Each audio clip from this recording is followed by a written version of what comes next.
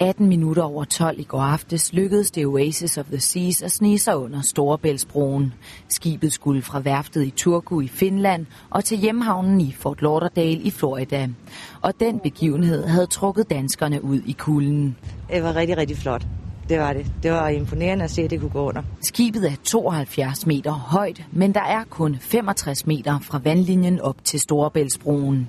Det så for mig ud, som om den ikke lå dybt nok, men den så ud til at klare frisag. Så. For at komme under broen skulle der være lavvande, og så skulle det ske i fuld fart, så skibet også blev presset ned i vandet. Og så havde værftet købt nogle teleskopiske skorstene til 12 millioner kroner, som skulle sænkes. Jeg har læst lidt på internet, at det er den teknologi, de brugte til at sænke skorstenen. Det er første gang, det nogensinde er blevet brugt, og de har opfundet det bare for at komme under Storebæltsbroen.